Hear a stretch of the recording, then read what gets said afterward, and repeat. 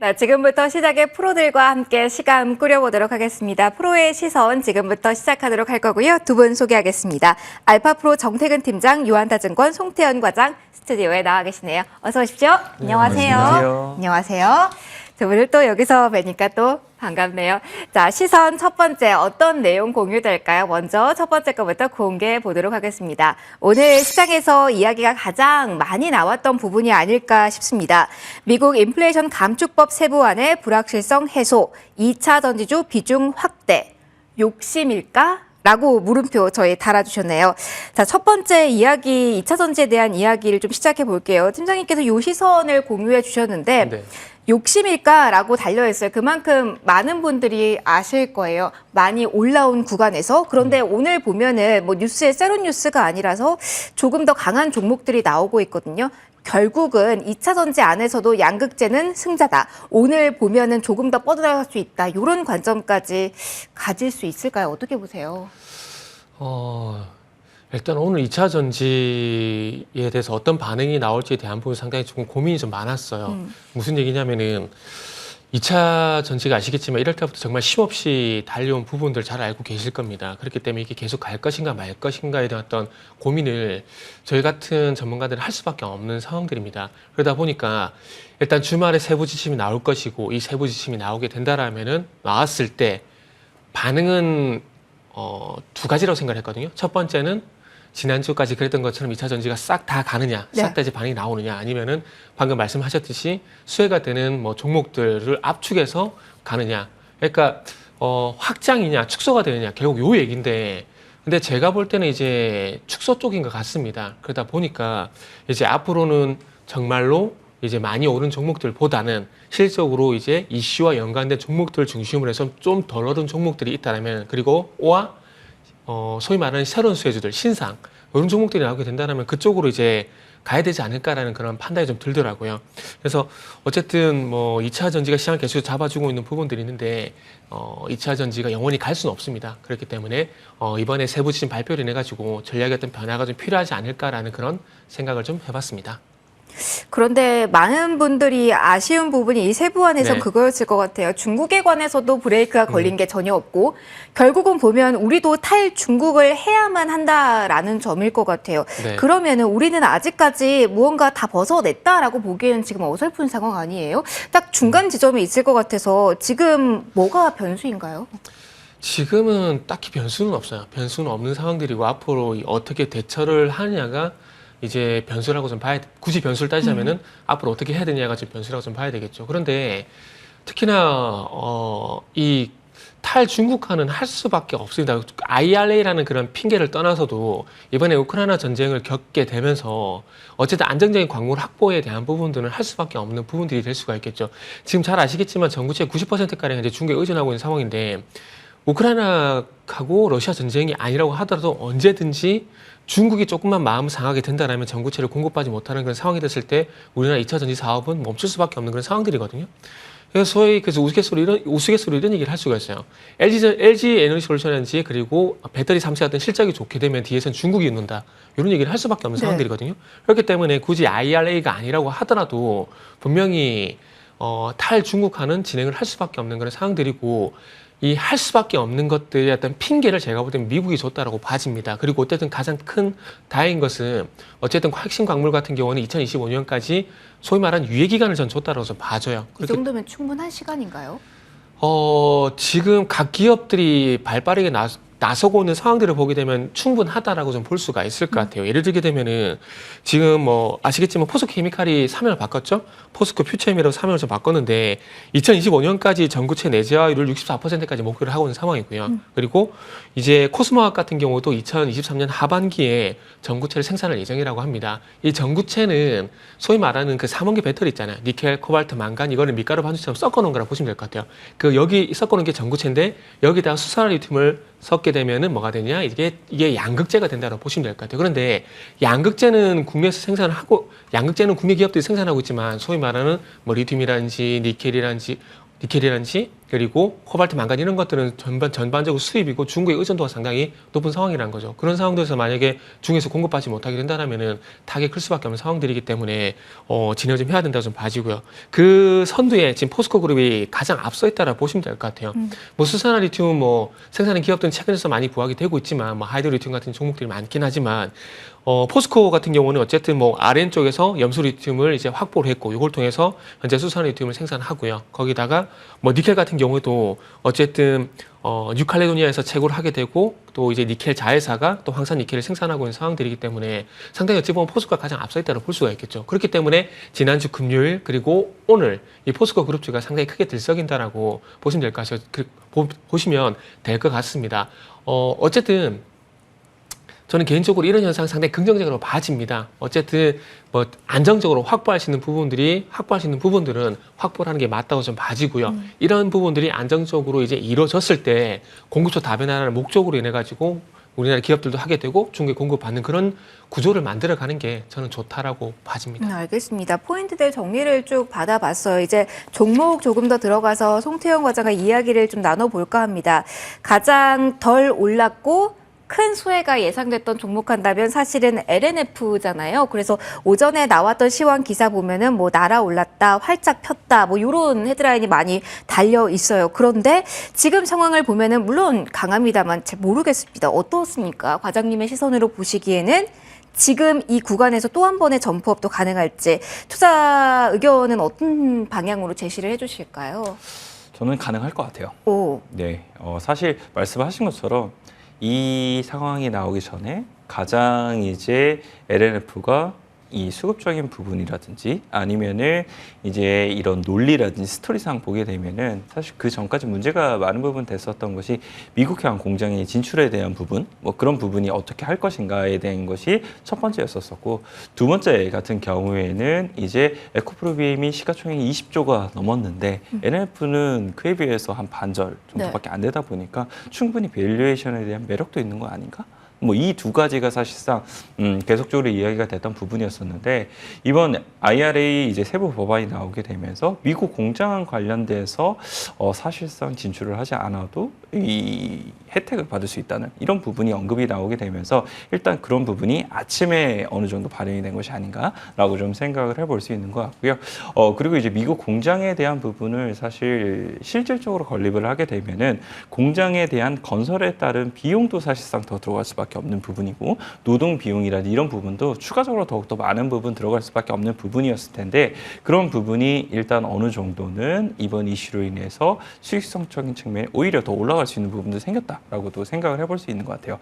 근데 주가는 이제 거꾸로 가는 모습이 나와서 이걸로 과연 어떻게 봐야 되겠느냐, 이 부분이 중요하게 될 텐데, 일단은 저는 수급적인 요인이 가장 강하다라고 생각을 하고 있고요. 오늘 같은 경우에는 사실 이 LNF보다도 그 이후에 움직이고 있는 코스모 그룹에 대한 보다 더 많은 이제 이 이슈가 몰리게 되면서 더욱더 양극재 관련돼서도 코스모 쪽으로 더 많은 수급이 이동이 된 것이 아닌가라고 생각을 하고 있고요.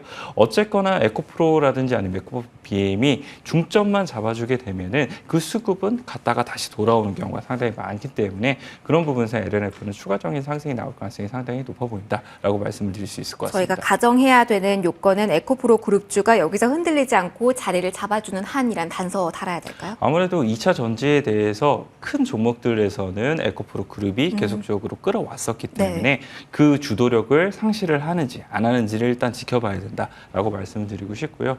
이 주도주가 사실상 깨지는 데 있어서 어떤 특별한 이벤트라든지 이런 것이 필요하게 되는데, 사실 저는 3월 31일 날 이제 세부안이 나오게 되고 거기서 세론이 나오는 것이 아닌가, 이 부분을 생각을 했었는데 이 부분을 생각보다 스무스하게 넘어가고 있다고 저는 생각을 하고 있거든요. 그렇게 된다는 것은 추가적으로 이러한 이제 2차 전지 섹터에 대한 랠리가 나올 가능성이 있다는 것을 의미를 하게 될 거고, 거기에 따라서는 조금씩 더 이제 이 이점이 있는 매력도가 있는 기업들 같은 경우에는 추가적인 랠리가 나올 수 있는 부분이 더욱더 있을 것이다. 매력도가 있는 기업에 대해서는 추가적인 랠리 가능성을 말씀해 주셨어요. 그러면 사실 2차 전지가 붙기만 해도 스치기만 해도 급등이 나오는 종목들이 계속 나오고 있잖아요. 오늘 대표적으로 본다면 자이글의 급등을 들 수 있을 거고요. 뭐 이 종목에 딱 한정을 짓는 건 아니지만 어떻습니까? 이런 진행되고 있다는 뉴스만으로 들썩임이 나오는 시장 흐름을 어떻게 봐야 되는 건지 초보 투자자분들은 무언가 이런 거를 더 봐야 되는 게 가능성이 있는 건가라는 생각도 하실 것 같아서 조언을 좀 부탁드릴게요. 단기간 수익은 이게 좋아요.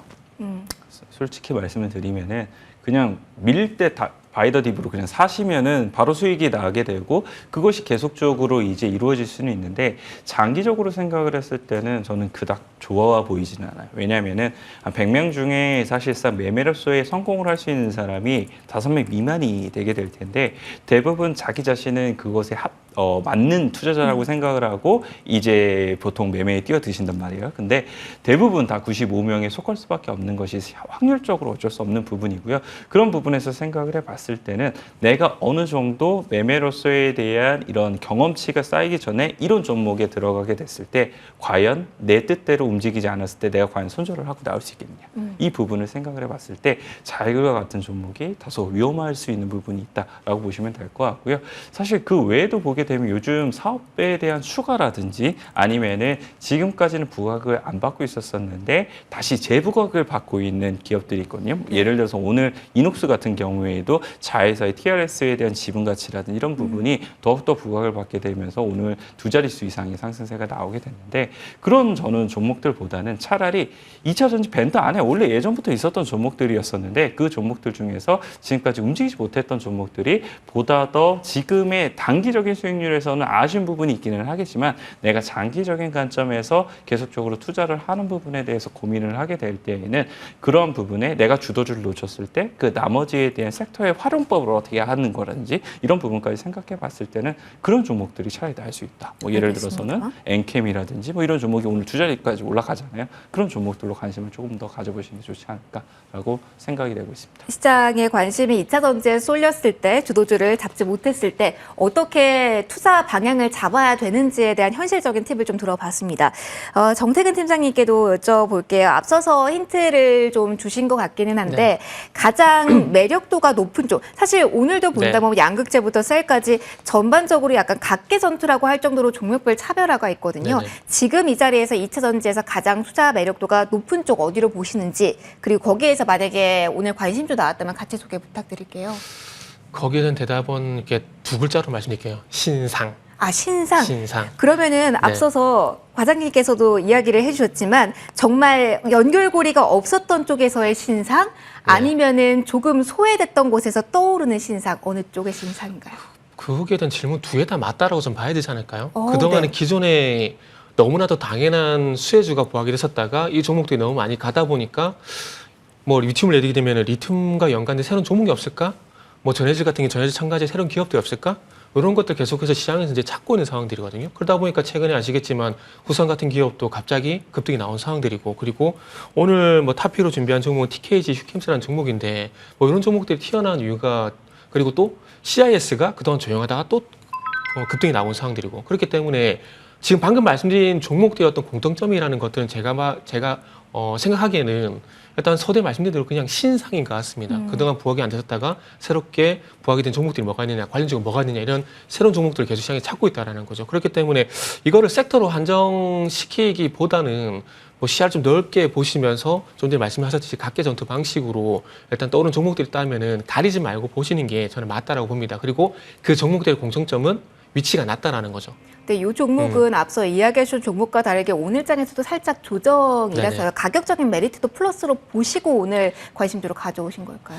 네, 맞습니다. 일단은 어쨌든 한번 들썩였던 종목들이 어차피 다시 들썩이게 되고 수익률도 더 많이 확보가 될 수 있는 부분들이 있거든요. 그렇기 때문에 뭐 선택을 했다 좀 보시면 될 것 같은데 일단은 뭐 TKG 캠스 같은 경우는 뭐 전해질 CNT 도전제 관련돼 가지고 이제 노르웨이 모업체와 현재 뭐 MOU를 체결한 상황인데 지금 CNT 같은 경우 잘 아시다시피 뭐 대주전자재라든지 그리고 나노시대 같은 기업들이 상당히 많습니다. 근데 그럼에도 불구하고 요 기업을 일단 말씀드리는 부분들은 어쨌든 해외 기업이 국내 진출하게 되는데 이 기업을 피겠다라는 점 이게 첫 번째 매력이고 그리고 한국의 공장이 언제 완공될지 모르겠지만 그런 완공되고 난 이후에 또 국내 배터리 3사에 공급을 할 건데 여기에 그 김우찬 신임 대표가 선임이 됐는데 이분이 삼성 출신입니다.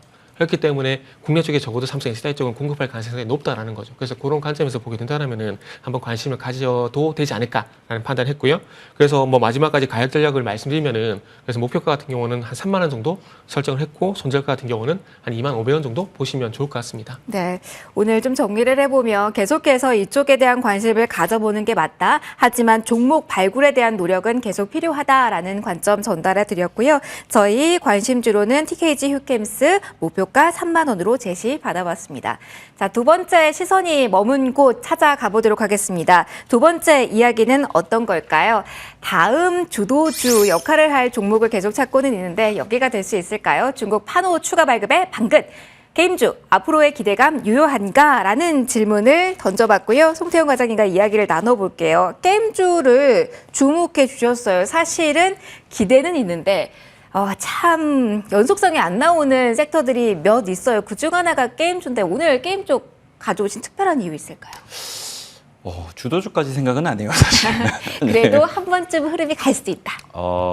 다른 쪽이 사실 2차 전지가 수급이 계속적으로 집중이 되고 있어서 대부분 남은 섹터가 필요가 없어요. 사실 지금 어떻게 보면 괜한 고민을 하고 있는 걸 수도 있는데 그럼에도 불구하고 2차 전지에서 언제 수급이 나올지 모르고 그 수급이 나오게 됐을 때 과연 어느 쪽으로 움직일 것인가 이런 부분 중에 하나 정도가 게임 쪽으로도 올라올 수 있는 부분이 있게 될 거고 그 게임 쪽으로 오게 됐을 때는 보다 더 대형주가 그런 부분에 있어서 수급이 들어오기보다는 거기서 조금 더 매력이 있는 중소형 게임사로 들어올 가능성이 있고 그 중소형 게임사의 매력도는 신작이라든지 아니면은 이제 판호 발급을 통해서 해외 시장의 공략이 얼마나 더욱더 전도 유망하게 될 수 있는 기업인 것인지 이런 부분에 포커스가 맞춰질 가능성이 있다라고 생각을 해서 가져왔다라고 좀 보시면 될 것 같고요.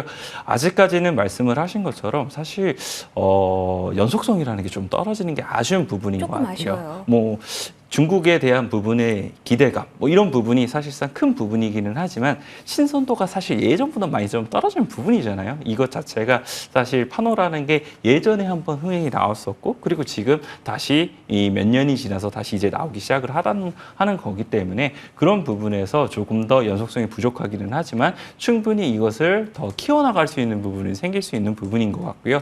그리고 시장의 이 게임 섹터 전반적으로 성장에 대한 부분이 다소 목말라 있기 때문에 만약 이쪽에 대한 수급이 들어오게 됐을 때는 보다 더 성장성이 있을 수 있을 만한 이런 기업들 위주로 수급이 더 빠르게 들어갈 수 있는 부분이 생길 수 있다. 이렇게 말씀드리도록 하겠습니다. 우리가 그러면 종목별 차별화에 대한 고민도 해야 되는 것 같은데 오늘 장에서 선전하고 있는 기업들을 보면은 중국 판호와 연결고리가 있어요. 대표적으로 대부시스터즈, 넥슨게임즈 그렇게 연결고리 지어봐도 시세 설명이 가능한 오늘자리일까요, 과장님? 아무래도 그런 모습이 많이 보이고 있어요.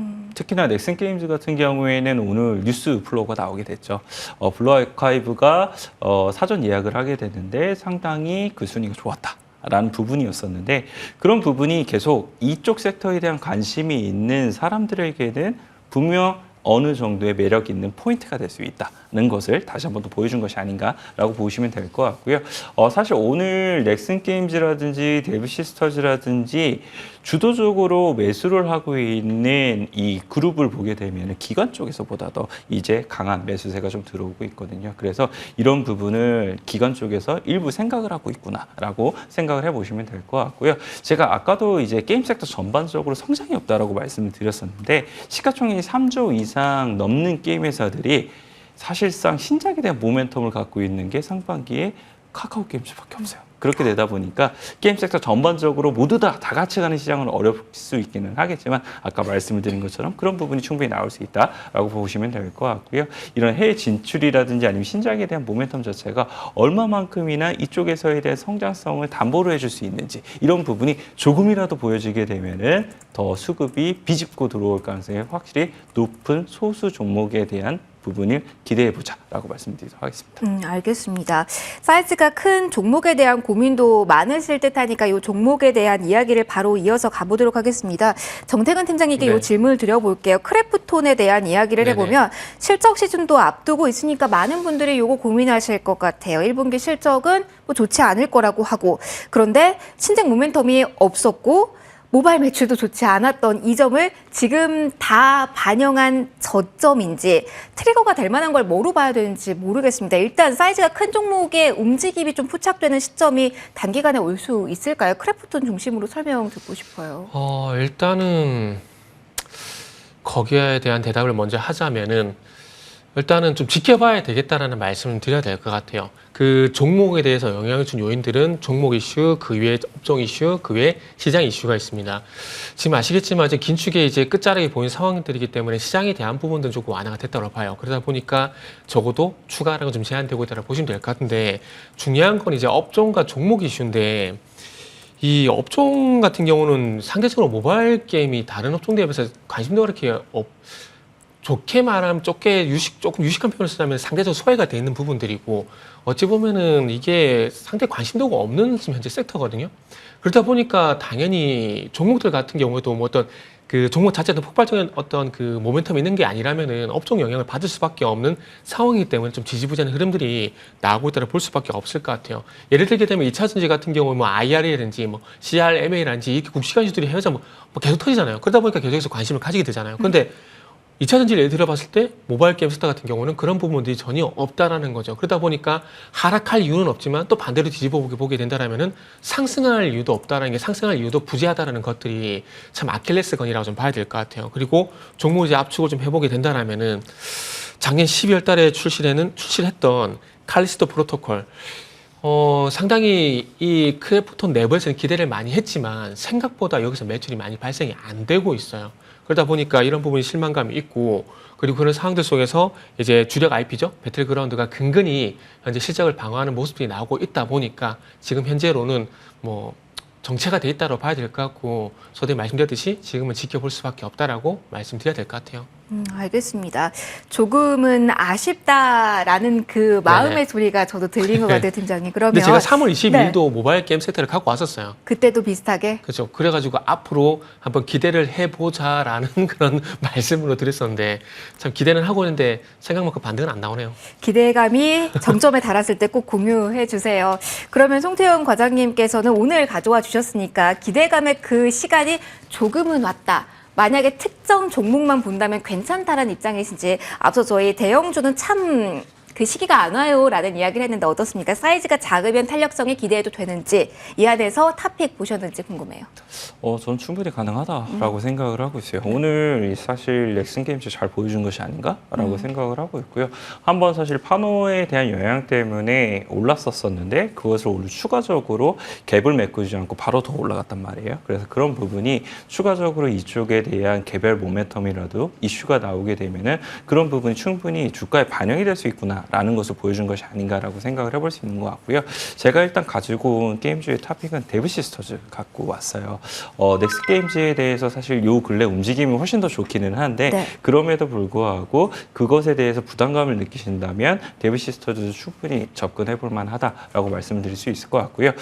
데브 시스터즈 같은 경우에도 이제 쿠키런 킹덤이 이 중국 쪽에 대한 출시에 대한 부분이 충분히 진행이 될 수 있다라고 보시면 될 것 같은데 어쨌거나 넥슨 게임즈 같은 경우에도 2024년도에 진출을 하는 거고 이 데브 시스터즈 같은 경우는 2024년도 진출이기는 해요. 지금 사전 예약을 받는 거고 네. 거기에 따라서 과연 예약 이 순위가 얼마나 나오느냐 뭐 그 이런 기대감의 부분이 구간을 활용해 보자. 이제 좋은 거거든요. 그래서 데브 시스터즈가 과연 얼마만큼의 이런 사전에 대한 부분이 나올지 이 부분은 지켜봐야 될 부분이기는 하지만 지금 예상을 하고 있는 거는 그래도 매출이 10위권 초반까지는 들어갈 수 있다라고 얘기를 하고 있거든요.